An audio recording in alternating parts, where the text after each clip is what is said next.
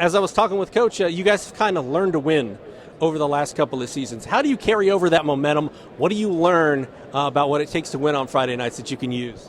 Definitely, the seniors put us in good positions last year, and, they were good leaders. They had been playing since they were sophomores, some freshmen.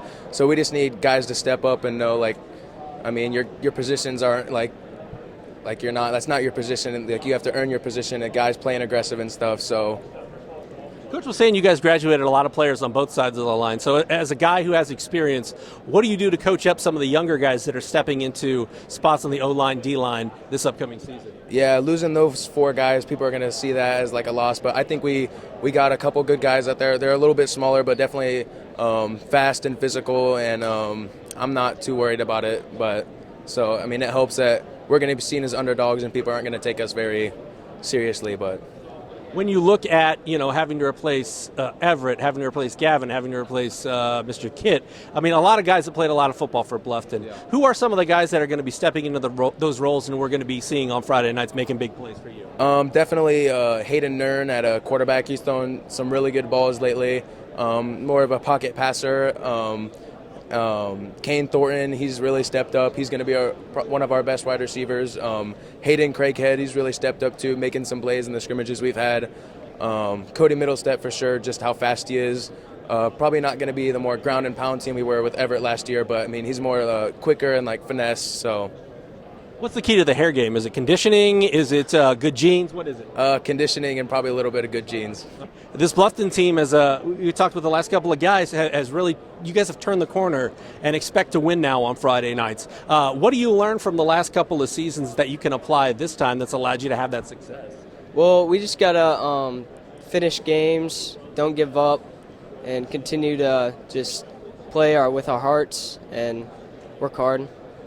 Coach Kunkel entering, I believe it's his 3rd season, so what have you learned from him? What has he done to kind of raise this program up to the next level? Well, he really he kind of lets the team, he builds us up and gets us together. He's a great guy. He's very approachable, and he builds the program where you want to play for him. Experience-wise, you guys obviously made it to the sectional championship game last year. How good was that for building the program, but also how hungry does it make you to take the next step and win a sectional title? Yeah, it was a great experience. Definitely heartbreaking that we lost. So I think we really just want to go out and finish and win sectional for senior year. Tell me about some of the Tell me about some of the guys that are going to be stepping into bigger roles this year because, as we talked about, a lot of graduation seniors, guys that put up big numbers, guys that played a lot of snaps for you guys. Well, our running back, Cody Middlestep, and then our line, Kari Coleman, he's going to have to step up. And some wide receivers like Bobby Malcolm, Caden Gerber.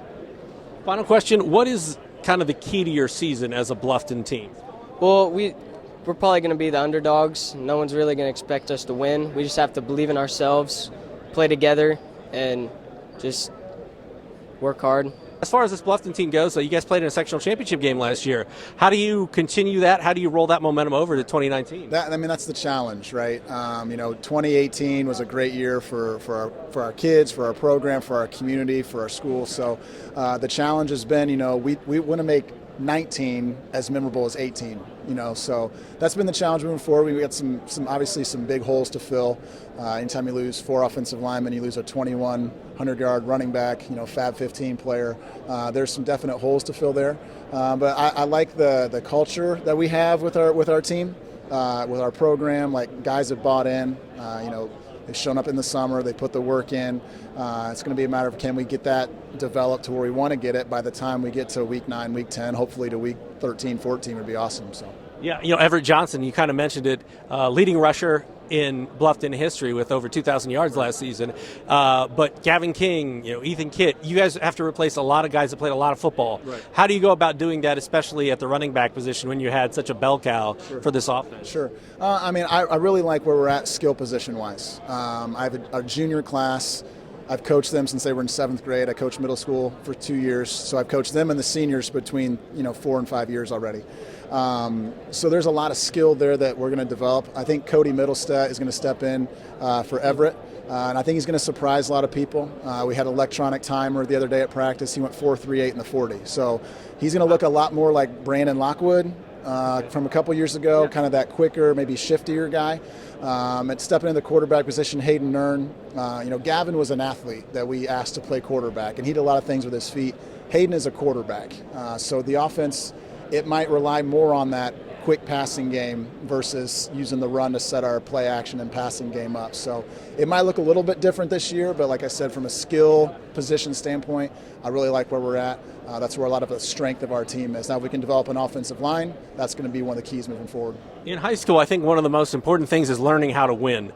Do you feel like these guys, because they got a chance to experience it last year, that they understand what it takes to be successful on Fridays? And I mean, that's like half the battle. Sure. I think learning how to win, understanding you can win, I mean, that's something that these last 2 years these guys have kind of started to figure out. I mean, we went from, they won 2 games, and then we won 5, then we won 7, played for a sectional title, first winning season since 03 and all those kind of things. So they definitely know what it takes to do it. Now, the hard part is replicating it, because, prior for the past couple of years, people maybe didn't think much about Bluffton football. Now, teams know they have to prepare for us. There's maybe that expectation there. And sometimes it's harder to meet expectations than when you have no expectations.